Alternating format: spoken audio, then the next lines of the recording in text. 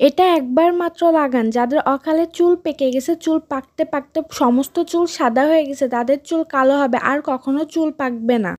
আসসালামু আলাইকুম সবাইকে, কেমন আছেন সবাই? আশা করছি সবাই অনেক ভালো আছেন। আমিও আলহামদুলিল্লাহ ভালো আছি। আজকে আমি আবারও হেয়ার কেয়ারের উপর নতুন একটি টিপস শেয়ার করতে চলে এসেছি।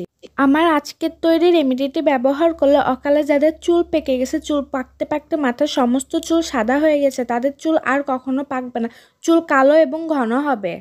ঘরে থাকা ঘরোয়া উপাদান দিয়ে আজকে আমি আপনাদেরকে এই রেমেডিটি তৈরি করে দেখাবো। তো চলুন আমি এখন আপনাদেরকে বলে দিই এই রেমেডিটি আপনারা ঠিক কিভাবে তৈরি করবেন এবং তৈরি করার পর ব্যবহার করবেন। এই রেমেডিটি তৈরি করতে আমাদের প্রথমে লাগবে হেনা পাউডার বা মেহেদি পাউডার। আমি এখানে বাজার থেকে কেনা মেহেদি গুঁড়া ব্যবহার করছি। আপনারা চাইলে গাছের যে মেহেদি পাতা পাওয়া যায় ওই পাতাও বেটে ব্যবহার করতে পারেন। মেহেদি গুঁড়া বা মেহেদি পাতা বাটা আমাদের অকালে পাকা চুল কালো করতে অনেক বেশি সাহায্য করে থাকে এবং মাথায় নতুন চুল গজাতেও অনেক বেশি সাহায্য করে থাকে। আমি এখানে 2 চা চামচ পরিমাণে মেহেদি গুঁড়া ব্যবহার করব।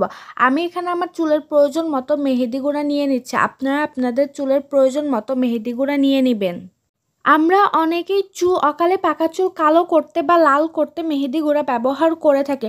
আমি আজকে আপনাদেরকে এই রেমেডিটি যেইভাবে তৈরি করে দেখাচ্ছি ওই একইভাবে তৈরি করে ব্যবহার করলে চুল লাল হবে না, কিন্তু চুল অনেক বেশি কালো হয়ে যাবে, আর কখনো চুল পাকবে না।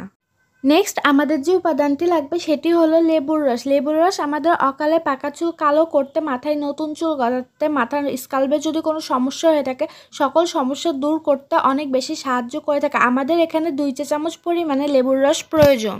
আপনারা দেখতেই পাচ্ছেন আমি এখানে 2 চা চামচ পরিমাণে লেবুর রস দিয়ে নিচ্ছি। আমি আজকে আপনাদেরকে এই রেমেডিটি যেইভাবে তৈরি করে দেখাচ্ছি আপনারা কিন্তু ঠিক একইভাবে তৈরি করে ব্যবহার করবেন। নেক্সট আমাদের যে উপাদানটি লাগবে সেটি হলো নারকেল তেল।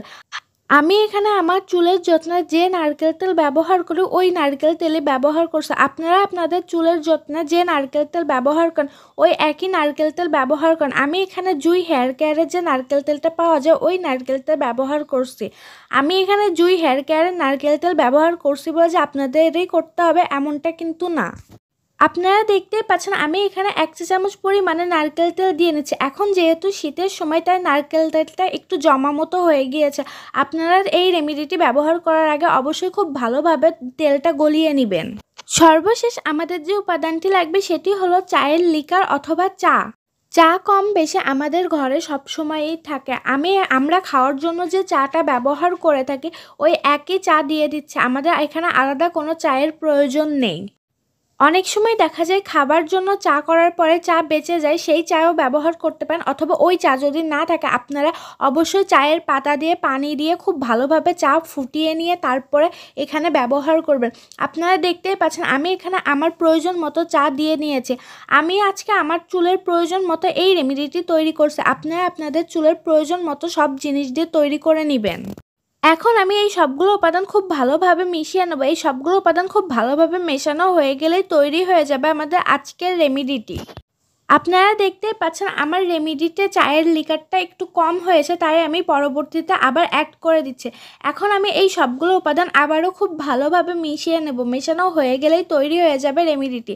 রেমেডিটি তৈরি হয়ে গেলে আমি আজকে আপনাদেরকে বলে দেবো এই রেমেডিটি আপনারা ঠিক কীভাবে ব্যবহার করবেন। আপনারা দেখতেই পাচ্ছেন আমার রেমেডিটি একদম তৈরি হয়ে গিয়েছে। এখন আমি আপনাদেরকে বলে দেবো এই রেমেডিটি আপনারা ঠিক কীভাবে ব্যবহার করবেন।